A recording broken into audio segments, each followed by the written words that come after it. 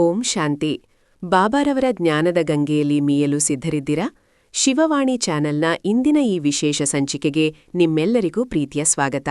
ಬಾಬಾರವರು ನಮಗಾಗಿ ನೀಡುವ ಪ್ರತಿದಿನದ ಮುರಳಿ ಕೇವಲ ಮಾತುಗಳಲ್ಲ, ಅವು ನಮ್ಮ ಜೀವನದ ದಾರಿದೀಪ. ಇಂದಿನ ದಿನನಿತ್ಯದ ಮುರಳಿ ಮಂಥನದ ಮೂಲಕ ನಾವು ಸ್ವಯಂ ಪರಿವರ್ತನೆಯ ಹಾದಿಯಲ್ಲಿ ಒಂದು ಹೆಜ್ಜೆ ಮುಂದೆ ಸಾಗೋಣ. ಬನ್ನಿ, ಇಂದಿನ ಮಧುರ ಮಹಾವಾಕ್ಯಗಳನ್ನು ಆಲಿಸೋಣ. ಒಂದು ಕ್ಷಣ ಕಲ್ಪಿಸಿಕೊಳ್ಳಿ, ಒಂದು ಸಣ್ಣ ಮಗು.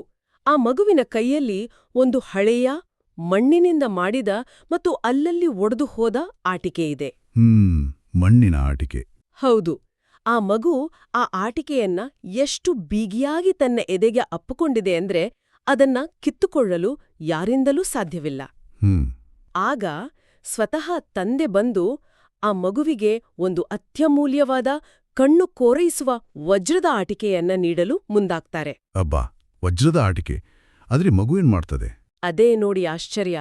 ಆ ಹಳೆಯ ಮಣ್ಣಿನ ಆಟಿಕೆಯ ಮೇಲಿನ ಅತಿಯಾದ ಮೋಹದಿಂದ ತನ್ನ ಕೈಯನ್ನ ತೆರೆಯಲು, ಆ ವಜ್ರವನ್ನ ಸ್ವೀಕರಿಸಲು ಒಪ್ಪೋದೇ ಇಲ್ಲ.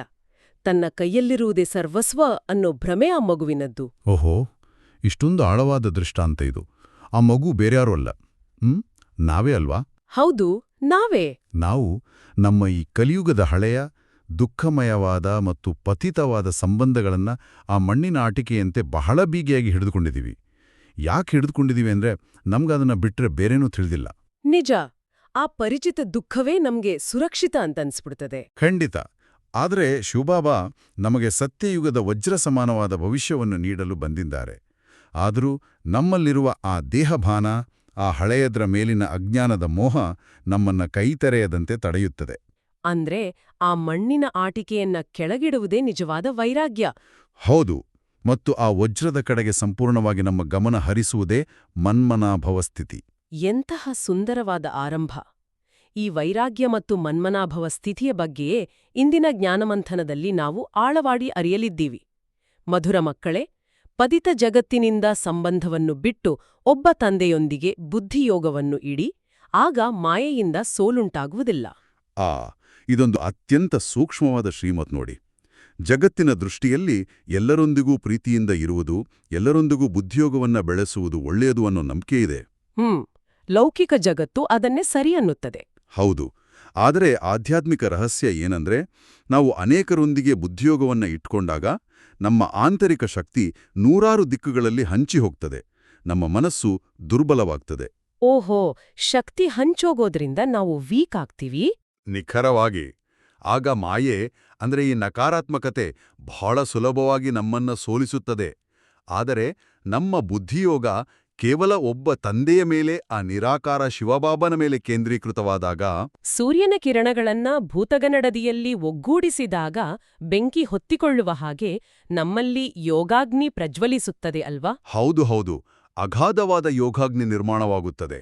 ಆದ್ರೆ ಒಂದು ನಿಮಿಷ, ಇದು ಮೇಲ್ನೋಟಕ್ಕೆ ಒಂದು ಪ್ರಶ್ನೆಯನ್ನ ಹುಟ್ಟುಹಾಕಲ್ವಾ?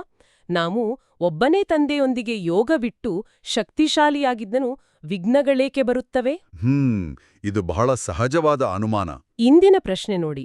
ಪ್ರಶ್ನೆ: ಸಮರ್ಥ ತಂದೆಯೂ ಜೊತೆಯಿದ್ದರೂ ಸಹ ಯಜ್ಞದಲ್ಲಿ ಅನೇಕ ವಿಘ್ನಗಳು ಏಕೆ ಬೀಳುತ್ತವೆ? ಕಾರಣವೇನು? ಉತ್ತರ: ಡ್ರಾಮಾನುಸಾರ ಈ ವಿಘ್ನಗಳಂತೂ ಬರಲೇಬೇಕಾಗಿದೆ. ಏಕೆಂದರೆ ಯಾವಾಗ ಯಜ್ಞದಲ್ಲಿ ಅಸುರರ ವಿಘ್ನಗಳು ಬೀಳುವುದೋ ಆಗಲೇ ಅವರ ಪಾಪದ ಕೊಡ ತುಂಬುವುದು. ಇದರಲ್ಲಿ ತಂದೆಯೂ ಸಹ ಏನು ಮಾಡಲು ಸಾಧ್ಯವಿಲ್ಲ. ಇದು ಡ್ರಾಮಾದಲ್ಲಿ ನಿಗದಿಯಾಗಿದೆ. ವಿಘ್ನಗಳು ಬರಲೇಬೇಕಾಗಿದೆ. ಆದ್ರೆ ನೀವು ವಿಘ್ನಗಳಿಗೆ ಗಾಬರಿಯಾಗಬಾರದು. ಈ ಉತ್ತರ ಮನುಷ್ಯನ ಸಾಮಾನ್ಯ ತರ್ಕಕ್ಕೆ ನಿಲುಕದ ಒಂದು ಮಹಾನ್ ಸತ್ಯವನ್ನ ಬಿಚ್ಚಿಡುತ್ತದೆ. ನನ್ನ ಮನಸ್ಸಿನಲ್ಲೂ ಇದೇ ಪ್ರಶ್ನೆ ಕಾಡ್ತಾ ಇತ್ತು. ಶಿವಬಾಬಾ ಸರ್ವಶಕ್ತಿವಂತ, ಜಗತ್ತಿನ ಸೃಷ್ಟಿಕರ್ತ ಅಲ್ವಾ? ಹೌದು. ಅವರು ಮನಸ್ಸು ಮಾಡಿದ್ರೆ ಒಂದೇ ಸೆಕೆಂಡ್ನಲ್ಲಿ ಈ ಎಲ್ಲಾ ವಿಘ್ನಗಳನ್ನ ತಮ್ಮ ದಿವ್ಯ ಶಕ್ತಿಯಿಂದ ಭಸ್ಮ ಮಾಡಬಹುದಿತ್ತು. ಅಸುರರ ಪಾಪದ ಕೊಡ ತುಂಬುವರೆಗೆ ಅವರು ಯಾಕೆ ಕಾಯ್ಬೇಕು? ಆ ಕಾಯುವಿಕೆಯ ಹಿಂದಿನ ತರ್ಕವೇನು? ಇದನ್ನೇ ನಾವು ಡ್ರಾಮಾದ ಯಾಂತ್ರಿಕತೆ ಅಥವಾ ಕಲ್ಪಕಲ್ಪದ ನಾಟಕದ ನಿಯಮ ಅಂತ ಕರೆಯೋದು. ನಾವು ಅರ್ಥ ಮಾಡ್ಕೊಳ್ಬೇಕಾದ ಪ್ರಮುಖ ವಿಷಯ ಏನಂದ್ರೆ, ಶಿವಬಾಬಾ ಕೇವಲ ನಿರ್ದೇಶಕ ಮಾತ್ರವಲ್ಲ, ಅವರೂ ಕೂಡ ಈ ನಾಟಕದ ನಿಯಮಗಳಿಗೆ ಬದ್ಧರಾಗಿದ್ದಾರೆ. ಅಂದ್ರೆ ಈ ವಿಶ್ವ ನಾಟಕದ ನಿಯಮಗಳನ್ನ ಸ್ವತಃ ಪರಮಾತ್ಮ ಕೂಡ ಮೀರುವಂತಿಲ್ಲ ಅಂತಾಯಿತು. ಖಂಡಿತ. ಪ್ರತಿಯೊಂದು ಆತ್ಮಕ್ಕೂ ತನ್ನದೇ ಆದ ಪಾತ್ರವಿದೆ ಮತ್ತು ಆ ಪಾತ್ರವನ್ನ ಪೂರ್ಣವಾಗಿ ನಿರ್ವಹಿಸುವ ಪರಮ ಸ್ವಾತಂತ್ರ್ಯವನ್ನ ಡ್ರಾಮಾ ನೀಡಿದೆ. ಒಂದು ವೇಳೆ ಬಾಬಾ ತಮ್ಮ ಶಕ್ತಿಯಿಂದ ವಿಘ್ನಗಳನ್ನು ತಕ್ಷಣ ನಿವಾರಿಸಿದರೆ ವಿಘ್ನಗಳನ್ನು ತರುವ ಆತ್ಮಗಳಿಗೆ ತಮ್ಮ ಪಾತ್ರವನ್ನ ಪೂರ್ಣಗೊಳಿಸುವ ಅವಕಾಶವೇ ಸಿಗೋದಿಲ್ಲ. ಓಹೋ, ಈಗ ಅರ್ಥ ಆಗ್ತಾ ಇದೆ. ಅವರ ಪಾಪದ ಕೊಡ ತುಂಬಿದಾಗಲೇ ಅದರ ತೂಕಕ್ಕೆ ಅದು ತಾನಾಗಿಯೇ ಉಡಿತಡೆ. ಹೌದು, ಅಂದ್ರೆ ವಿನಾಶ ಮತ್ತು ಹೊಸ ಜಗತ್ತಿನ ಸ್ಥಾಪನೆ ಅತ್ಯಂತ ಸ್ವಾಭಾವಿಕವಾಗಿ ನಡೆಯುತ್ತದೆ. ಇದರಲ್ಲಿ ಬಲವಂತ ಇಲ್ಲ. ಅಂದ್ರೆ ವಿಘ್ನಗಳು ರುದ್ರ ಜ್ಞಾನಯಜ್ಞವನ್ನ ನಾಶ ಮಾಡಲು ಬರುವ ಶತ್ರುಗಳಲ್ಲ, ಬದಲಾಗಿ ನಮ್ಮ ಪುರುಷಾರ್ಥವನ್ನ ಅಳೆಯಲು ಬರುವ ಮಾಪಕಗಳು ಅಂತ ಹೇಳಬಹುದಾ? ನಿಖರವಾಗಿ ಹೇಳಿದ್ರಿ. ವಿಘ್ನಗಳು ನಮ್ಮ ನಿಶ್ಚಯವನ್ನ ಪರೀಕ್ಷಿಸುವ ಅತಿಥಿಗಳು. ಭೌತಿಕ ಜಗತ್ತಿನಲ್ಲಿ ಒಬ್ಬ ಕ್ರೀಡಾಪಟು ತನ್ನ ಸ್ನಾಯುಗಳನ್ನು ಬಲಪಡಿಸಲು ಹೇಗೆ ಭಾರ ಎತ್ತುವ ತರಬೇತಿ ಮಾಡ್ತಾನೋ ಹಾಗೆಯೇ ಆತ್ಮದ ಶಕ್ತಿಯನ್ನ ಹೆಚ್ಚಿಸಲು ಈ ವಿಘ್ನಗಳು ಬರ್ತವೆ. ಆ ತರಬೇತಿಯನ್ನ ಎದುರಿಸಿದಾಗಲೇ ನಮ್ಮ ಶಕ್ತಿ ಹೆಚ್ಚಾಗೋದು. ಹೌದು, ವಿಘ್ನಗಳು ಎದುರಾದಾಗ ಗಾಬರಿಯಾಗದೆ ಅದನ್ನ ಸಾಕ್ಷಿಯಾಗಿ ನೋಡುವುದೇ ನಿಜವಾದ ಯೋಗಿಯ ಲಕ್ಷಣ. ಆದ್ರೆ ನೋಡಿ, ಈ ಸಾಕ್ಷಿ ಸ್ಥಿತಿಯನ್ನ ಕಾಯ್ದುಕೊಳ್ಳೋದು ಅಷ್ಟು ಸುಲಭವಲ್ಲ, ವಿಶೇಷವಾಗಿ ನಮ್ಮ ಲೌಕಿಕ ಸಂಬಂಧಗಳ ವಿಚಾರ ಬಂದಾಗ. ಬಾಬಾ ಹೇಳುವ ಆ ಹಳೆಯ ಪ್ರಪಂಚದ ತ್ಯಾಗದ ಬಗ್ಗೆ ಸ್ವಲ್ಪ ವಿಶ್ಲೇಷಿಸೋಣ. ಖಂಡಿತ, ಇದು ಬಹಳ ಮುಖ್ಯವಾದ ವಿಷಯ. ಕಲಿಯುಗದ ತಂದೆ ತಾಯಿ ಮತ್ತು ಸಂಬಂಧಿಕರೊಂದಿಗಿನ ಬುದ್ಧಿಯೋಗವನ್ನ ಕಡಿದು ಸತ್ಯಯುಗದ ಹೊಸ ಜಗತ್ತಿನೊಂದಿಗೆ ಜೋಡಿಸ್ಬೇಕು ಅಂತ ಶಿವಬಾಬಾ ವಿವರಿಸ್ತಾರೆ. ಆದ್ರೆ ಲೌಕಿಕ ಜಗತ್ತಿನಲ್ಲಿ ನಾವೆಲ್ಲರೂ ಸಂಬಂಧಗಳೇ ಸರ್ವಸ್ವ ಅಂತ ನಂಬಿ ಬೆಳೆದಿದೀವಲ್ವಾ? ಈ ಸಂಬಂಧಗಳನ್ನ ಪತಿತ ಅಂತ ಕರೆಯೋದ್ರ ಹಿಂದಿನ ಆಳವಾದ ಅರ್ಥ ಏನು? ನಾವು ಸಂಬಂಧಗಳನ್ನ ಕೇವಲ ಮೇಲ್ನೋಟದಿಂದ ನೋಡ್ತೀವಿ. ದೇಹದ ಆಧಾರದ ಮೇಲೆ ಮೊದಲು ತಾಯಿಯ, ನಂತರ ತಂದೆಯ, ಸಹೋದರ ಸಹೋದರಿಯ ಸಂಬಂಧ ಏರ್ಪಡುತ್ತದೆ. ಸತ್ಯಯುಗದಲ್ಲಿ ಈ ಸಂಬಂಧಗಳು ಸಂಪೂರ್ಣವಾಗಿ ಸತೋಪ್ರಧಾನವಾಗಿರ್ತವೆ. ಸತೋಪ್ರಧಾನ ಅಂದ್ರೆ ಅಲ್ಲಿ ಯಾವುದೇ ಕಲ್ಮಶ ಇರೋದಿಲ್ಲ. ಹೌದು, ಅಲ್ಲಿ ಸಂಪೂರ್ಣವಾಗಿ ನಿಷ್ಕಾಮ ಪ್ರೀತಿ ಇರ್ತದೆ. ಆದ್ರೆ ಸಮಯ ಉರುಳಿದಂತೆ ಕಲಿಯುಗದಲ್ಲಿ ಈ ಸಂಬಂಧಗಳು ತಮೋಪ್ರಧಾನವಾಗ್ಬಿಟ್ಟಿವೆ. ಅಂದ್ರೆ ಪ್ರತಿಯೊಂದು ಸಂಬಂಧದ ಹಿಂದೆಯೂ ಸ್ವಾರ್ಥ ಬಂದ್ಬಿಟ್ಟಿದೆ. ಹೌದು, ಸ್ವಾರ್ಥ, ನಿರೀಕ್ಷೆ, ಅಹಂಕಾರ ಮತ್ತು ಎಲ್ಲಕ್ಕೂ ಮಿಗಿಲಾಗಿ ದೇಹಬಾನ ಅಡಗಿದೆ. ಈ ದೇಹಬಾನವೇ ದುಃಖಕ್ಕೆ ಮೂಲ. ಅದಕ್ಕೆ ಬಾಬಾ ಈ ಕಲಿಯುಗೀಯ ಸಂಬಂಧಗಳನ್ನ ಛೀಛೀ ಸಂಬಂಧಗಳು ಅಂತಾರೆ. ಬುದ್ಧಿಯೋಗವನ್ನ ಕಡಿಯೋದು ಅಂದ್ರೆ ಭೌತಿಕವಾಗಿ ಮನೆ ಮಾರು ಬಿಟ್ಟು ಕಾಡಿಗೆ ಓಡಿ ಹೋಗೋದಲ್ಲ ಅಲ್ವಾ? ಖಂಡಿತ ಅಲ್ಲ. ಬದಲಾಗಿ ಈ ಸಂಬಂಧಗಳಿಂದ ಬರುವ ಸುಖ ದುಃಖಗಳಿಗೆ ನಮ್ಮ ಮನಸ್ಸು ಅಂಟಿಕೊಳ್ಳದಿರುವುದು, ಅದೇ ನಿಜವಾದ ತ್ಯಾಗ. ಇದನ್ನೇ ಇನ್ನೊಂದು ದೃಷ್ಟಿಕೋನದಿಂದ ನೋಡಿದ್ರೆ, ಈ ಕಲಿಯುಗಿ ಸಂಬಂಧಗಳ ಆದರ್ಶಗಳನ್ನ, ಕಲ್ಪನೆಗಳನ್ನ ಮನುಷ್ಯರು ಎಲ್ಲಿಂದ ಕಲಿತಾರೆ? ಹೆಚ್ಚಾಗಿ ಶಾಸ್ತ್ರಗಳಿಂದ ಮತ್ತು ಪುರಾಣಗಳಿಂದ. ಹೌದು, ಆದ್ರೆ ಆ ಶಾಸ್ತ್ರಗಳಲ್ಲಿಯೂ ಸತ್ಯ ಮರೆಯಾಗಿದೆಯಂತ ಬಾಬಾ ಎಚ್ಚರಿಸ್ತಾರೆ. ದೇವತೆಗಳದ್ದು ಅಹಿಂಸಾ ಪರಮೋಧರ್ಮ ಅಂತ ನಾವೆಲ್ಲರೂ ಒಪ್ಕೊಳ್ತೇವೆ. ಖಂಡಿತ, ದೇವತೆಗಳು ಅಂದ್ರೆ ಶಾಂತಿಯ ಸ್ವರೂಪ. ಆದ್ರೆ ಅದೇ ದೇವತೆಗಳನ್ನ, ಉದಾಹರಣೆಗೆ ಕೃಷ್ಣನನ್ನ ಕೈಯಲ್ಲಿ ರಕ್ತಪಾತ ಮಾಡುವ ಸ್ವದರ್ಶನ ಚಕ್ರದೊಂದಿಗೆ ತೋರ್ಸಿ ಧರ್ಮಗ್ಲಾನಿ ಮಾಡಲಾಗಿದೆ. ಇಂತಹ ವಿರೋಧಾಭಾಸ ಯಾಕೆ ಸೃಷ್ಟಿಯಾಯಿತು? ಇದು ಮಾನವನ ಅಜ್ಞಾನದ ಪರಮಾವಧಿಯಂತಲೇ ಹೇಳಬೇಕು. ದೇವತೆಗಳು ಹಿಂಸಾಕೃತ್ಯವನ್ನು ಮಾಡಲು ಸಾಧ್ಯವೇ ಇಲ್ಲ. ಶಾಸ್ತ್ರಗಳಲ್ಲಿರುವ ಸತ್ಯ ಎಷ್ಟಿದೆ ಅಂದ್ರೆ ಕೇವಲ ಹಿಟ್ಟಿನಲ್ಲಿ ಉಪ್ಪಿನಷ್ಟು ಮಾತ್ರ. ಓಹೋ, ಕೇವಲ ಹಿಟ್ಟಿನಲ್ಲಿ ಉಪ್ಪಿನಷ್ಟು ಮಾತ್ರ? ಹೌದು.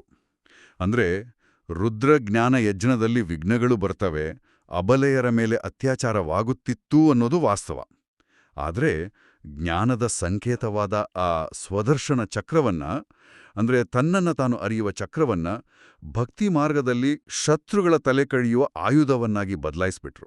ಇದು ನಿಜಕ್ಕೂ ಎಂತಹ ದೊಡ್ಡ ತಪ್ಪು ಕಲ್ಪನೆ. ಹೌದು, ಹಿಂಸೆಯ ಕಥೆಗಳೆಲ್ಲವೂ ಕಲ್ಪಿತ. ಸ್ವಯಂ ಜ್ಞಾನ ಸಾಗರನೆ ಬಂದು ಈ ಸತ್ಯವನ್ನ ತಿಳಿಸಿದಾಗ ಮಾತ್ರ ನಮ್ಗಿದ್ರ ಅರಿವಾಗ್ತದೆ. ದೇವತೆಗಳು ಹಿಂಸೆಯನ್ನ ಮಾಡುವುದಿಲ್ಲ ಎಂದಾದ್ರೆ ಯುದ್ಧ ನಡೆಯುವುದಾದ್ರೆ ಎಲ್ಲಿ? ಆ ಯುದ್ಧ ನಡೆಯುವುದು ನಮ್ಮೊಳಗಡೆ. ಬಾಬಾ ವಿವರಿಸುವ ಮಾಯೆಯ ಮಲ್ಲಯುದ್ಧದ ಪರಿಕಲ್ಪನೆ ಇದೆ ನೋಡಿ. ಹೌದು, ಭ್ರಷ್ಟಾಚಾರಿಗಳಿಂದ ಶ್ರೇಷ್ಠಾಚಾರಿಗಳಾಗಲು ನಮ್ಮ ದೃಢ ನಿರ್ಧಾರ ಸಾಕು. ಆದ್ರೆ ತಮೋಪ್ರಧಾನದಿಂದ ಸತೋಪ್ರಧಾನಕ್ಕೆ ಹೋಗುವ ದಾರಿಯಲ್ಲಿ ಮಾಯೆ ಸುಮ್ನೆ ಕೂರೋದಿಲ್ವಾ ಅಲ್ವಾ? ಖಂಡಿತ ಕೂರೋದಿಲ್ಲ. ಅದು ಮನಸ್ಸಿನಲ್ಲಿ ಭೀಕರ ಬಿರುಗಾಳಿಗಳನ್ನು ತರ್ತದೆ. ನನಗೊಂದು ಅನುಮಾನ ಕಾಡ್ತಾ ಇದೆ. ಮನಸ್ಸಿನಲ್ಲಿ ಈ ಬಿರುಗಾಳಿ ಎದ್ದಾಗ, ಕಾಮ, ಕ್ರೋಧದ ಆಲೋಚನೆಗಳು ಬಂದಾಗ ನಾವ್ಯಾಕೆ ಅಷ್ಟೊಂದು ಕುಗ್ಗಿ ಹೋಗ್ತೀವಿ? ಇದೇ ನನ್ನ ನಿಜವಾದ ಸ್ವರೂಪವೇನೋ ಅಂತ ನಾವ್ಯಾಕೆ ಭ್ರಮಿಸ್ತೀವಿ? ಇದೊಂದು ಅದ್ಭುತವಾದ ಪ್ರಶ್ನೆ. ನಾವು ಕುಗ್ಗಿ ಹೋಗ್ಲು ಕಾರಣ ಏನಂದ್ರೆ ನಾವು ಆ ನಕಾರಾತ್ಮಕ ಆಲೋಚನೆಗಳನ್ನೇ ನಮ್ಮ ನಿಜವಾದ ಸ್ವರೂಪ ಅಂತ ಗುರುತಿಸ್ಕೊಂಡ್ಬಿಡ್ತೀವಿ. ಅಂದ್ರೆ ಆಲೋಚನೆಯೇ ನಾನು ಅಂತ ಅನ್ಕೊಳ್ತೇವೆ. ಹೌದು, ಆದ್ರೆ ಬಿರುಗಾಳಿ ಬರೋದು ಒಂದು ಸಹಜ ಪ್ರಕ್ರಿಯೆ. ಮಾಯೆ ಬಹಳ ಶಕ್ತಿಶಾಲಿ. ಅದು ನಮ್ಮ ದೌರ್ಬಲ್ಯಗಳನ್ನ ಹುಡುಕಿ ದಾಳಿ ಮಾಡ್ತದೆ. ಆದ್ರೆ ನಾವು ಅರ್ಥ ಮಾಡ್ಕೊಳ್ಬೇಕಾದ ಯಾಂತ್ರಿಕತೆ ಏನಂದ್ರೆ ಆಲೋಚನೆಗಳು ಬೇರೆ, ಕರ್ಮ ಬೇರೆ. ಓಹೋ, ಆಲೋಚನೆಗೂ ಕರ್ಮಕ್ಕೂ ವ್ಯತ್ಯಾಸ ಇದೆ. ಹೌದು, ಮನಸ್ಸಿನಲ್ಲಿ ಬಿರುಗಾಳಿ ಎದ್ದಾಗ ಅದು ಕೇವಲ ಒಂದು ಮೋಡ ಸರಿದು ಹೋದಂತೆ ಅಂತ ಸಾಕ್ಷಿಯಾಗಿ ನೋಡಬೇಕು. ಆ ಸಂಕಲ್ಪಗಳನ್ನ ಕರ್ಮದಲ್ಲಿ ಅಂದ್ರೆ ನಮ್ಮ ಮಾತು ಮತ್ತು ಕೃತಿಯಲ್ಲಿ ತರಬಾರದು. ಅಂದ್ರೆ ಮನಸ್ಸಿನಲ್ಲಿ ಕೋಪದ ಆಲೋಚನೆ ಬರಬಹುದು, ಆದ್ರೆ ಬಾಯಿಂದ ಕಠೋರವಾದ ಮಾತು ಆಡ್ದಿರೋದು ಸಂಪೂರ್ಣವಾಗಿ ನಮ್ ಕೈಯಲ್ಲಿದೆ. ಖಂಡಿತ. ಬಾಬಾ ಹೇಳುವ ಆ ಕರ್ಮಾತೀತ ಸ್ಥಿತಿ ಅಂದ್ರೆ ಇದೇ ತಾನೇ? ಹೌದು, ಆದ್ರೆ ಕರ್ಮಾತೀತ ಸ್ಥಿತಿ ಅಂದ್ರೆ ತಕ್ಷಣವೇ ಎಲ್ಲವೂ ಪರಿಪೂರ್ಣ ಆಗೋದಿಲ್ಲ. ಇದಕ್ಕೊಂದು ದೃಷ್ಟಾಂತವನ್ನ ನೋಡೋಣ. ಹೇಳಿ. ಒಬ್ಬ ಹೊಸದಾಗಿ ಕಾರು ಓಡಿಸಲು ಕಲಿಯುತ್ತಿರುವ ಚಾಲಕನಿದ್ದಾನೆ. ಅವನಿಗೆ ನಿಯಮಗಳೆಲ್ಲವೂ ಗೊತ್ತು, ಅಂದ್ರೆ ಜ್ಞಾನ ಇದೆ. ಆದ್ರೆ ಕಾರಿನ ಸ್ಟೀರಿಂಗ್ ಮತ್ತು ಬ್ರೇಕ್ ಅಂದ್ರೆ ದೇಹದ ಕರ್ಮೇಂದ್ರಿಯಗಳು ಅವನ ನಿಯಂತ್ರಣಕ್ಕೆ ಬರಲು ಸ್ವಲ್ಪ ಸಮಯ ಹಿಡಿಯುತ್ತದೆ. ಅಭ್ಯಾಸ ಬೇಕು. ಹಾಗೆಯೇ ಆತ್ಮವು ಜ್ಞಾನವನ್ನ ಪಡೆದರೂ ಹಳೆಯ ಜನ್ಮಾಂತರದ ಅಭ್ಯಾಸಗಳಿಂದ ಕರ್ಮೇಂದ್ರಿಯಗಳು ಕೆಲವೊಮ್ಮೆ ತಪ್ಪು ಮಾಡುತ್ತವೆ. ಆದರೆ ನಿರಂತರ ಪುರುಷಾರ್ಥದಿಂದ, ಎಚ್ಚರಿಕೆಯಿಂದ ನಾವು ಅಂತಿಮವಾಗಿ ಆ ಕರ್ಮಾತೀತ ಸ್ಥಿತಿಯನ್ನ ತಲುಪುತ್ತೇವೆ. ಈ ಪರಿವರ್ತನೆಗೆ ಸಮಯ ಹಿಡಿಯುತ್ತದೆ ಅನ್ನೋದನ್ನ ನಾವು ಒಪ್ಕೊಳ್ಳೇಬೇಕು. ಯಾರೋ ಜನ್ಮ ಪಡೆದ ಕೂಡ್ಲೇ ರಾಜಕುಮಾರನಾಗೋದಿಲ್ಲ ಅಲ್ವಾ? ಖಂಡಿತ ಇಲ್ಲ. ಕವಡೆಯಿಂದ ವಜ್ರ ಸಮಾನ ಆಗ್ಬೇಕಾದ್ರೆ ನಿರಂತರ ಶ್ರಮ ಬೇಕೇ ಬೇಕು. ಬಾಬಾ ಹೇಳುವ ಹಾಗೆ ಕಲಿಯುಗವನ್ನ ಮನುಷ್ಯರು ಇನ್ನು ಮಗು ಎನ್ನುತ್ತಾರೆ. ಅಂದ್ರೆ ಕಲಿಯುಗ ಇನ್ನೂ ಸಾವಿರಾರು ವರ್ಷಗಳವರೆಗೆ ಇರ್ತದೆ ಅಂತ ನಂಬಿದ್ದಾರೆ. ಹೌದು, ಅದು ಅಜ್ಞಾನದ ನಿದ್ದೆ. ಆದರೆ ಬ್ರಾಹ್ಮಣರಾದ ನಮಗೆ ಮಾತ್ರ ಗೊತ್ತು, ಈಗ ಭಕ್ತಿ ಮಾರ್ಗ ಮುಗಿದು ಜ್ಞಾನ ಮಾರ್ಗದ ಜಯವಾಗುವ ಸಮಯ ಬಂದಿದೆ ಅಂತ. ಇನ್ನೊಂದು ವಿಷಯ, ಕೃಷ್ಣ ಜೈಲಿನಲ್ಲಿ ಹುಟ್ಟಿದ ಅನ್ನೋ ದಂತಕಥೆಗಳನ್ನ ಬಾಬಾ ಹೇಗೆ ತಳ್ಳಿ ಹಾಕ್ತಾರೆ ಅನ್ನೋದು ನಿಜಕ್ಕೂ ಆಸಕ್ತಿದಾಯಕವಾಗಿದೆ. ಹೌದು, ಕೃಷ್ಣ ಸತ್ಯಖಂಡದ ಅಂದ್ರೆ ಸ್ವರ್ಗದ ಮೊದಲ ರಾಜಕುಮಾರ. ಅಲ್ಲಿ ಅಪಾರ ಸುಖವಿರ್ತದೆ. ಪಾಪವೇ ಇಲ್ಲದ ಜಗತ್ತಿನಲ್ಲಿ ಕೃಷ್ಣ ಜೈಲಿನಲ್ಲಿ ಹುಟ್ಟಲು ಹೇಗೆ ಸಾಧ್ಯ? ಇದು ಭಕ್ತಿ ಮಾರ್ಗದ ಅಂಧಕಾರ ಅಲ್ವಾ? ಹೌದು, ಅಸತ್ಯಖಂಡದಲ್ಲಿರುವ ಮನುಷ್ಯರು ತಮ್ಮ ದುಃಖಮಯ ಕಲ್ಪನೆಗಳನ್ನ ದೇವತೆಗಳಿಗೂ ಅಂಟಿಸಿಬಿಟ್ಟಿದ್ದಾರೆ. ಭಕ್ತಿಯಲ್ಲಿ ನಾವು ಕೇವಲ ಅಲ್ಪಕಾಲದ ಕ್ಷಣಿಕ ಸುಖವನ್ನ ಕಾಣ್ತೇವೆ. ಆದ್ರೆ ಬಾಬಾ ನೀಡುವ ಜ್ಞಾನದಿಂದ ನಾವು ಸದಾಕಾಲದ ಸುಖ ಶಾಂತಿಯನ್ನ ಪಡಿತೀವಿ. ಇದು ಸತ್ಯಖಂಡದ ಸ್ಥಾಪನೆಯ ರಹಸ್ಯ. ಖಂಡಿತ. ಈ ಸತ್ಯಖಂಡದ ಸ್ಥಾಪನೆ ಮತ್ತು ಕಲ್ಪಕಲ್ಪದ ನಾಟಕದ ಗುಟ್ಟನ್ನ ಅರ್ಥ ಮಾಡಿಕೊಂಡ ಮೇಲೆ ನಮ್ಮ ಗುರಿ ಸದಾ ನಮ್ಮ ಕಣ್ಣು ಮುಂದೆ ಇರ್ಬೇಕಲ್ವಾ? ಆದ್ರೆ ನಿರಾಕಾರ ಬಿಂದುವಿನ ಮೇಲೆ ಏಕಾಗ್ರತೆ ಸಾಧಿಸುವುದು ಮಾನವನ ಮಿದುಳಿಗೆ ಸ್ವಲ್ಪ ಸವಾಲಿನ ಕೆಲ್ಸ. ಹೌದು, ನಮ್ಗೆ ಆಕಾರದ ಅಭ್ಯಾಸ ಆಗ್ಬಿಟ್ಟಿದೆ. ನಮ್ಮ ಮಿದುಳು ಸದಾ ಭೌತಿಕ ಆಕಾರಗಳನ್ನ ಹುಡುಕುತ್ತದೆ. ಈ ನಿಟ್ಟಿನಲ್ಲಿ ನಿರಂತರ ಯಾದ್ ಅಥವಾ ನೆನಪಿಗಾಗಿ ತ್ರಿಮೂರ್ತಿ ಚಿತ್ರದ ಮಹತ್ವವನ್ನ ಬಾಬಾ ತಿಳಿಸಿದ್ದಾರೆ. ಆದ್ರೆ ನಿರಾಕಾರನನ್ನ ನೆನಪು ಮಾಡಲು ಭೌತಿಕ ಚಿತ್ರವನ್ನ ಬಳಸುವುದು ಇದರಲ್ಲಿ ಒಂದು ವಿರೋಧಾಭಾಸ ಇಲ್ವಾ? ಮೇಲ್ನೋಟಕ್ಕೆ ಹೌದು ಅಂತನಿಸ್ಬೋದು. ಆದ್ರೆ ಇದು ಮಾನವನ ಮನೋವಿಜ್ಞಾನವನ್ನ ಅರ್ಥ ಮಾಡ್ಕೊಂಡಿರುವ ಬಾಬಾರವರ ಒಂದು ಅದ್ಭುತ ಸಾಧನ ನೋಡಿ. ಚಿತ್ರ ಗುರಿಯಲ್ಲ, ಅದು ಗುರಿಯತ್ತ ಕೊಂಡೊಯ್ಯುವ ಸೇತುವೆ. ಹೋ, ಚಿತ್ರ ಕೇವಲ ಒಂದು ಸೇತುವೆ? ಹೌದು. ಕಣ್ಣು ತೆರೆಯುತ್ತಿದ್ದಂತೆಯೇ ತ್ರಿಮೂರ್ತಿ ಚಿತ್ರವನ್ನ ನೋಡಿದಾಗ ಆ ಚಿತ್ರ ನಮ್ಮ ಸ್ಮೃತಿಯನ್ನ ಜಾಗೃತಗೊಳಿಸುತ್ತದೆ. ಆಹಾ, ಶಿವತಂದೆಯ ಮೂಲಕ ನಾವು ಬ್ರಹ್ಮರವರ ಮುಖಾಂತರ ವಿಷ್ಣುಪುರಿಯ ಆಸ್ತಿಯನ್ನ ಪಡೆಯುತ್ತಿದ್ದೇವೆ ಅನ್ನೋ ನೆನಪು ಮರುಕಳಿಸುತ್ತದೆ. ಅದಕ್ಕೆ ಬಾಬಾ ಸದಾ ಚಿತ್ರಗಳನ್ನ ಎದುರಿಗಿಟ್ಟುಕೊಳ್ಳಿ ಅಂತ ಹೇಳ್ತಾರೆ. ಹೌದು, ಲಕ್ಷ್ಮೀನಾರಾಯಣರ ಚಿತ್ರವನ್ನ ನೋಡಿದಾಗ ನಾವು ಈ ಶ್ರೇಷ್ಠ ಪದವಿಯನ್ನ ಪಡೆಯಬೇಕು, ಇದು ನಮ್ಮ ಭವಿಷ್ಯದ ರೂಪ ಅನ್ನೋ ಪ್ರೇರಣೆ ಸಿಗುತ್ತದೆ. ಆದರೆ ಇಲ್ಲಿ ಬಾಬಾ ಒಂದು ಅತ್ಯಂತ ಸೂಕ್ಷ್ಮವಾದ ಮತ್ತು ನಮ್ಮನ್ನ ಎಚ್ಚರಿಸುವ ವಿಚಾರವನ್ನ ಹೇಳಿದ್ದಾರೆ. ದಲ್ಲಾಳಿಯ ಅಂದ್ರೆ ಬ್ರಹ್ಮಾವರ ನೆನಪು ಮಾಡಬಾರದು, ನೇರವಾಗಿ ಶಿವಬಾಬಾನ ನೆನಪು ಮಾಡಬೇಕು ಅಂತ. ಇದು ಬಹಳ ಗಹನವಾದ ಮಾತು. ಇದರ ಹಿಂದಿನ ಆಳವಾದ ಮನೋವಿಜ್ಞಾನ ಏನು? ದಲ್ಲಾಳಿಯನ್ನ ನೆನಪು ಮಾಡಿದರೆ ಏನಾಗುತ್ತೆ? ಇದು ನಾವು ಬಹಳ ಆಳವಾಗಿ ಅರ್ಥ ಮಾಡಿಕೊಳ್ಬೇಕಾದ ವಿಷಯ. ಮಾನವನ ಮನಸ್ಸು ಸದಾ ಕಣ್ಣಿಗೆ ಕಾಣುವ ಮಾಧ್ಯಮಕ್ಕೆ, ಭೌತಿಕ ರೂಪಕ್ಕೆ ಅಂಟಿಕೊಳ್ಳುವ ಪ್ರವೃತ್ತಿ ಹೊಂದಿದೆ. ಏಕೆಂದರೆ ಅದು ಸುಲಭ. ಐತಿಹಾಸಿಕವಾಗಿ ನೋಡಿದ್ರೆ ಮನುಷ್ಯರು ಸದಾ ಮೂಲವನ್ನ ಬಿಟ್ಟು ಮಾಧ್ಯಮವನ್ನೇ ಪೂಜಿಸ್ತಾ ಬಂದಿದ್ದಾರೆ. ಹೌದು, ದೇವರಿಗಿಂತ ಮಾನವರನ್ನೇ ಹೆಚ್ಚು ಪೂಜಿಸ್ತಾರೆ. ಅದೇ ನೋಡಿ. ಆದ್ರೆ ನಾವು ದಲ್ಲಾಳಿಯನ್ನೇ ಅಂದ್ರೆ ಬ್ರಹ್ಮಬಾಬಾವರನ್ನೇ ಹಿಡಿದುಕೊಂಡ್ರೆ ನಾವು ಮತ್ತೆ ದೇಹಭಾನದಲ್ಲಿಯೇ ಸಿಲುಕೊಡುತ್ತೇವೆ. ನಮ್ಮ ಗುರಿ ಕರ್ಮಾತೀತ ಸ್ಥಿತಿ, ಅದು ನಿರಾಕಾರನೊಂದಿಗಿನ ಸಂಪರ್ಕದಿಂದ ಮಾತ್ರ ಸಾಧ್ಯ. ಇದಕ್ಕೆ ಬಾಬಾ ಒಂದು ಸುಂದರ ಉದಾಹರಣೆ ನೀಡ್ತಾರಲ್ವಾ? ಹೌದು. ಮದುವೆ ನಿಶ್ಚಯವಾದ ಮೇಲೆ ಕನ್ಯೆಯು ತನ್ನ ಪತಿಯನ್ನೇ ನೆನಪಿಸಿಕೊಳ್ಳುತ್ತಾಳೋ ಅಥವಾ ಸಂಬಂಧ ತಂದ ದಲ್ಲಾಳಿಯನ್ನು? ಖಂಡಿತ ಪತಿಯನ್ನೇ ನೆನ್ಪಿಸ್ಕೊಳ್ತಾಳೆ. ಹಾಗೆಯೇ ನಾವು ಜ್ಞಾನಸಾಗರ ಶಿವಬಾಬಾನನ್ನ ನೇರವಾಗಿ ನೆನಪು ಮಾಡಬೇಕು. ಎಂತಹ ಸ್ಪಷ್ಟವಾದ ವಿವರಣೆ!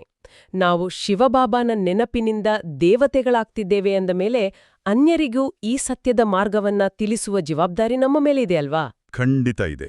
ಜಗತ್ತಿನ ಜನರೆಲ್ಲರೂ ಕಲಿಯುಗದ ಅಂಧಕಾರವೆಂಬ ಕಾಡಿನತ್ತ ಸಾಗುತ್ತಿದ್ದರೆ ನಾವು ಅವರನ್ನ ಆ ಕಾಡಿನಿಂದ ಬಿಡಿಸಿ ಸತ್ಯಯುಗದ ಉದ್ಯಾನವನಕ್ಕೆ ಕರೆದುಕೊಂಡು ಹೋಗಬೇಕು. ಮುಳ್ಳುಗಳನ್ನ ಹೂಗಳನ್ನಾಗಿ ಮಾಡುವ ಶ್ರೇಷ್ಠ ಸೇವೆ ನಮ್ಮದಾಗಬೇಕು. ಹೌದು. ಮತ್ತು ಈ ಸೇವೆಯ ಗುಣಮಟ್ಟ ನಮ್ಮ ಜ್ಞಾನದ ಆಳವನ್ನ ಅವಲಂಬಿಸಿರ್ತದೆ. ಯಾರು ಎಂತಹ ಶಿಕ್ಷಕರೋ ಅವರು ಅದೇ ರೀತಿ ಸೇವೆ ಮಾಡ್ತಾರೆ. ಪ್ರದರ್ಶನಿ ಮತ್ತು ಪ್ರೊಜೆಕ್ಟರ್ಗಳ ಮೂಲಕ ಜ್ಞಾನವನ್ನ ವಿವರಿಸಿದಾಗ ಜನರ ಬುದ್ಧಿಗೆ ಕೆಲಸ ಸಿಗ್ತದೆ. ಆದ್ರೆ ಕೇವಲ 1 ದಿನದ ಪರಿಚಯ ಸಾಲದು ಅಂತ ಬಾಬಾ ಹೇಳ್ತಾರೆ. ಖಂಡಿತ ಸಾಲ್ದು. 7 ದಿನಗಳ ಕೋರ್ಸ್ ನೀಡುವುದು ಅತ್ಯಗತ್ಯ. ಇಲ್ಲದಿದ್ದರೆ ಹೊರಗೆ ಹೋದ ಕೂಡಲೇ ಕಲಿಯುಗದ ಆಕರ್ಷಣೆ, ಮಾಯೆ ನಾವು ನೀಡಿದ ಜ್ಞಾನವನ್ನ ಅವರ ಮನಸ್ಸಿಂದ ಅಳಿಸಿ ಆಗ್ಬಿಡ್ತದೆ. ಈ ಸೇವೆಯ ಜೊತೆಗೆ ನಮ್ಮ ಸ್ವಂತ ಪುರುಷಾರ್ಥದಲ್ಲಿ ಯೋಗಾಗ್ನಿಯ ಪ್ರಾಮುಖ್ಯತೆಯನ್ನ ಬಾಬಾ ಒತ್ತಿ ಹೇಳಿದ್ದಾರೆ. ಕರ್ಮ ಮಾಡುತ್ತಾ ತಂದೆಯ ನೆನಪಿನಲ್ಲಿರುವುದು. ಯೋಗಾಗ್ನಿಯಿಂದ ಆಯುಷ್ಯ ಹೇಗೆ ವೃದ್ಧಿಯಾಗುತ್ತದೆ ಮತ್ತು ನಾವು ನಿರೋಗಿಗಳಾಗುತ್ತೇವೆ ಅಂತ ಬಾಬಾ ವಿವರಿಸ್ತಾರೆ. ಲೌಕಿಕ ಜಗತ್ತಿನ ವಿಜ್ಞಾನವು ವ್ಯಾಯಾಮದಿಂದ, ಔಷಧಿದಿಂದ ಆಯುಷ್ಯ ವೃದ್ಧಿಯಾಗುತ್ತದೆ ಅನ್ನುತ್ತದೆ. ಹಾಗಾದ್ರೆ ಈ ಯೋಗಾಗ್ನಿ ಆಯುಷ್ಯವನ್ನ ವೃದ್ಧಿಸುವ ಯಾಂತ್ರಿಕತೆ ಹೇಗೆ ಕೆಲಸ ಮಾಡುತ್ತದೆ? ಆಧುನಿಕ ವಿಜ್ಞಾನವೂ ಸಹ ರೋಗಗಳಿಗೆ ಮೂಲ ಕಾರಣ ಮಾನಸಿಕ ಒತ್ತಡ ಅಂತ ಒಪ್ಪಿಕೊಳ್ಳುತ್ತದೆ. ನಮ್ಮ ಚಿಂತೆ, ಭಯ, ಕೋಪದಂಥ ನಕಾರಾತ್ಮಕ ಆಲೋಚನೆಗಳು ನಮ್ಮ ಶರೀರದ ಜೀವಕೋಶಗಳನ್ನು ನಾಶ ಮಾಡುತ್ತವೆ, ನಮ್ಮ ಶಕ್ತಿಯನ್ನ ಹೀರುತ್ತವೆ. ಹೌದು, ಒತ್ತಡದಿಂದಲೇ ಕಾಯಿಲೆಗಳು ಬರೋದು. ಯಾವಾಗ ಆತ್ಮವು ಪರಮಾತ್ಮನೊಂದಿಗೆ ಯೋಗ ಅಥವಾ ಸಂಪರ್ಕ ಹೊಂದುತ್ತದೆಯೋ ಆ ನಕಾರಾತ್ಮಕ ಆಲೋಚನೆಗಳ ಸೋರಿಕೆ ಸಂಪೂರ್ಣವಾಗಿ ನಿಲ್ಲುತ್ತದೆ. ಬದಲಾಗಿ ಈಶ್ವರೀಯ ಶಕ್ತಿಯು ನಮ್ಮೊಳಗೆ ಹರಿಯುತ್ತದೆ. ಓಹೋ, ಈಶ್ವರೀಯ ಶಕ್ತಿಯೇ ಔಷಧಿಯಾಗಿ ಕೆಲಸ ಮಾಡುತ್ತದಾ? ಹೌದು. ಈ ಆಧ್ಯಾತ್ಮಿಕ ಶಕ್ತಿಯು ಅಂದ್ರೆ ಯೋಗಾಗ್ನಿಯು ನಮ್ಮ ಆಂತರಿಕ ವ್ಯವಸ್ಥೆಯನ್ನ, ಜೀವಕೋಶಗಳನ್ನ ಗುಣಪಡಿಸುತ್ತದೆ. ಆತ್ಮವು ನಿರೋಗಿಯಾದಾಗ ಶರೀರವು ಸ್ವಾಭಾವಿಕವಾಗಿ ನಿರೋಗಿಯಾಗುತ್ತದೆ. ಇದು ಕೇವಲ ನಂಬಿಕೆಯಲ್ಲ, ಇದೊಂದು ಆಧ್ಯಾತ್ಮಿಕ ವಿಜ್ಞಾನ. ಈ ಎಲ್ಲ ಜ್ಞಾನದ ಜೊತೆಗೆ ಮತ್ತೊಂದು ವಿಚಾರ ನಮ್ಮ ಮನಸ್ಸಿಗೆ ಅಗಾಧವಾದ ಶಾಂತಿಯನ್ನ ನೀಡುತ್ತದೆ. ಅದೇ ಕಲ್ಪಕಲ್ಪದ ನಾಟಕದ ಪುನರಾವರ್ತನೆ. ಹೌದು, ಡ್ರಾಮಾದ ಸ್ಮೃತಿ. ಇಂದು ಎದುರಾಗುವ ಯಾವುದೇ ಸವಾಲನ್ನ ನೋಡಿದಾಗ ಇದು ಹೊಸದಲ್ಲ, ನಾನು ಇದನ್ನ ಕಲ್ಪದ ಹಿಂದೆಯೂ ಗೆದ್ದಿದ್ದೆ ಅನ್ನೋ ಅರಿವು ಎಂತಹ ಸ್ಥೈರ್ಯವನ್ನ ತುಂಬುತ್ತದೆ. ಖಂಡಿತ. ಈ ಅರಿವು ನಮ್ಮನ್ನ ಆತಂಕದಿಂದ ಸಂಪೂರ್ಣ ಮುಕ್ತಗೊಳಿಸುತ್ತದೆ. ಏನಾಗುತ್ತದೆಯೋ ಅದು ಕಲ್ಪದ ಮೊದಲು ಆಗಿತ್ತು, ಈಗಲೂ ಅದೇ ನಿಖರತೆಯಿಂದ ಪುನರಾವರ್ತನೆಯಾಗುತ್ತಿದೆ. ನಾವು ಒಳ್ಳೆಯದನ್ನ, ಶ್ರೇಷ್ಠ ಕರ್ಮವನ್ನ ಮಾಡಿದರೆ ಖಂಡಿತ ಒಳ್ಳೆಯದೇ ಪ್ರಾಪ್ತಿಯಾಗುತ್ತದೆ ಎಂಬ ಅಚಲವಾದ ವಿಶ್ವಾಸ ನಮ್ಮಲ್ಲಿ ಮೂಡುತ್ತದೆ. ಮಧುರಾತಿ ಮಧುರ ಅಗಲಿ ಹೋಗಿ ಮರಳಿ ಸಿಕ್ಕಿರುವ ಮಕ್ಕಳ ಪ್ರತಿ ಮಾತಾಪಿತಾ ಬಾಬ್ದಾದಾರವರ ನೆನಪು, ಪ್ರೀತಿ ಹಾಗೂ ಸುಪ್ರಭಾತ. ಆತ್ಮಿಕ ಮಕ್ಕಳಿಗೆ ಆತ್ಮಿಕ ತಂದೆಯ ನಮಸ್ತೆ. ಇಂದಿನ ಧಾರಣೆಗಾಗಿ 2 ಮುಖ್ಯ ಅಂಶಗಳು. 1. ಮಾಯೆಯ ಬಾಕ್ಸಿಂಗ್ನಲ್ಲಿ ಎಂದೂ ಸೋಲುಂಟಾಗಬಾರದು, ಇದರ ಮೇಲೆ ಗಮನ ಇಡಬೇಕಾಗಿದೆ. ಕಲ್ಪದ ಮೊದಲಿನ ಸ್ಮೃತಿಯಿಂದ ತಮ್ಮ ಸ್ಥಿತಿಯನ್ನು ಶಕ್ತಿಶಾಲಿ ಮಾಡಿಕೊಳ್ಳಬೇಕಾಗಿದೆ. ಖುಷಿ ಮತ್ತು ಶಾಂತಿಯಲ್ಲಿರಬೇಕಾಗಿದೆ. 2. ತಮ್ಮ ಉನ್ನತಿ ಮಾಡಿಕೊಳ್ಳುವುದಕ್ಕಾಗಿ ಶ್ರೀಮತದಂತೆ ನಡೆಯಬೇಕಾಗಿದೆ. ಈ ಹಳೆಯ ಪ್ರಪಂಚದೊಂದಿಗಿನ ಸಂಬಂಧವನ್ನು ತೆಗೆಯಬೇಕಾಗಿದೆ. ಮಾಯೆಯ ಬಿರುಗಾಳಿಗಳಿಂದ ಪಾರಾಗಲು ಚಿತ್ರಗಳನ್ನು ಸನ್ಮುಖದಲ್ಲಿಟ್ಟುಕೊಂಡು ತಂದೆ ಮತ್ತು ಆಸ್ತಿಯನ್ನು ನೆನಪು ಮಾಡಬೇಕಾಗಿದೆ. ನಾವಿದನ್ನ ನಮ್ಮ ದೈನಂದಿನ ಜೀವನದಲ್ಲಿ ಹೇಗೆ ಅಳವಡಿಸಿಕೊಳ್ಬೋದು ಅಂತ ನೋಡೋಣ. ಹೌದು, ಕಚೇರಿಯಲ್ಲಿ ಅಥವಾ ಮನೆಯಲ್ಲಿ ಇದನ್ನ ಹೇಗೆ ಅಭ್ಯಾಸ ಮಾಡುದೋ? ನಾವು ದಿನವಿಡೀ ಅನೇಕ ಘರ್ಷಣೆಗಳನ್ನ ಎದುರಿಸ್ತೀವಿ. ಕಚೇರಿಯಲ್ಲಿ ಯಾರಾದರೂ ನಮಗೆ ನೋವಾಗುವಂತೆ ಮಾತನಾಡಿದಾಗ ಅವರು ನನಗೆ ಬೈದರು ಅಂತ ಯೋಚಿಸುವ ಬದಲು ಆ ಸನ್ನಿವೇಶವನ್ನ ಮಾಯೆಯ ಮಲ್ಲಯುದ್ಧ ಅಂತ ನೋಡ್ಬೇಕು. ಓಹೋ, ಅದೊಂದು ಬಾಕ್ಸಿಂಗ್ ಮ್ಯಾಚ್ ಇದ್ದ ಹಾಗೆ. ಹೌದು. ಆ ರಿಂಗ್ನಲ್ಲಿ ನಾನು ಸೋಲಬಾರದು, ನನ್ನ ಶಾಂತಿಯನ್ನ ಕಳೆದುಕೊಳ್ಬಾರದು ಅನ್ನೋ ಎಚ್ಚರಿಕೆ ನಮಗಿರಬೇಕು. ಆ ಕ್ಷಣದಲ್ಲಿ ನಾನು ಕಲ್ಪಕಲ್ಪದ ವಿಜಯೀ ರತ್ನ ಅನ್ನೋ ಸ್ಮೃತಿಯನ್ನ ಜಾಗೃತಗೊಳಿಸಬೇಕು ಮತ್ತು ಚಿತ್ರಗಳ ಸಹಾಯದಿಂದ ನಮ್ಮ ಅಂತಿಮ ಗುರಿಯನ್ನ ಸದಾ ನಮ್ಮ ಮನಸ್ಸಿನ ಪರದೆ ಮೇಲೆ ಇಟ್ಕೊಳ್ಬೇಕು. ಬಹಳ ಸುಂದರವಾದ ಧಾರಣೆ. ಇಂದಿನ ವರದಾನ ಮನನದ ಮೂಲಕ ತಂದೆಯ ಆಸ್ತಿಯನ್ನು ತಮ್ಮ ಆಸ್ತಿಯನ್ನಾಗಿ ಮಾಡಿಕೊಳ್ಳುವಂತಹ ದಿವ್ಯ ಬುದ್ಧಿವಂತ ಭವ. ಬುದ್ಧಿ ದಿವ್ಯವಾಗುವುದಂದ್ರೆ ಅರ್ಥ ಏನು? ಜ್ಞಾನವನ್ನ ಕೇವಲ ಕೇಳುವುದು ಬೇರೆ, ಅದನ್ನ ಮನನ ಮಾಡುವುದು ಅಂದ್ರೆ ಜಗಿಯುವುದು ಬೇರೆ. ಜಗಿಯುವುದು ಅಂದ್ರೆ ಆಳವಾಣಿ ಯೋಚಿಸೋದಲ್ವಾ? ಹೌದು. ಹಸು ಹುಲ್ಲನ್ನ ತಿಂದ ನಂತರ ಅದನ್ನ ಮೆಲ್ಕು ಹಾಕುವಂತೆ ನಾವು ಬಾಬಾ ಅವರ ಜ್ಞಾನವನ್ನ ನಿರಂತರ ಚಿಂತನೆ ಮಾಡಬೇಕು. ಬಾಬಾ ಹೀಗೇಕೆ ಹೇಳಿದರು, ಇದರ ಆಳವೇನು ಅಂತ ಪ್ರಶ್ನಿಸ್ಕೊಳ್ಬೇಕು. ಹೀಗೆ ನಿರಂತರ ಮನನ ಮಾಡುವುದರಿಂದ ಏನಾಗ್ತದೆ? ಈ ನಿರಂತರ ಮನನದಿಂದ ಜ್ಞಾನವು ನಮ್ಮ ರಕ್ತಗತವಾಗುತ್ತದೆ. ಆಸ್ತಿ ಸಂಪೂರ್ಣವಾಗಿ ನಮ್ಮದಾಗುತ್ತದೆ. ಆಗ ನಮ್ಮಲ್ಲಿ ಅತೀಂದ್ರಿಯ ನಶೆ ಮತ್ತು ಖುಷಿ ಏರುತ್ತದೆ. ಲೌಕಿಕ ಗೊಂದಲಗಳು, ಚಿಂತೆಗಳು ನಮ್ಮನ್ನ ಆಕರ್ಷಿಸುವುದಿಲ್ಲ. ಇದನ್ನೇ ದಿವ್ಯ ಬುದ್ಧಿ ಎನ್ನುವುದು. ಅದ್ಭುತ. ಇಂದಿನ ಸ್ಲೋಗನ್ ಮನಸ್ಸಿನ ತೊಡಕುಗಳನ್ನು ಸಮಾಪ್ತಿ ಮಾಡುವುದಕ್ಕಾಗಿ ನಿರ್ಣಯ ಶಕ್ತಿಯನ್ನು ವೃದ್ಧಿ ಮಾಡಿಕೊಳ್ಳಿರಿ. ಮನಸ್ಸಿನಲ್ಲಿ ತೊಡಕುಗಳು, ಗೊಂದಲಗಳು ಇದ್ರೆ ನಮ್ಮ ಶಕ್ತಿ ವ್ಯರ್ಥವಾಗ್ತದೆ ಅಲ್ವಾ? ಖಂಡಿತ.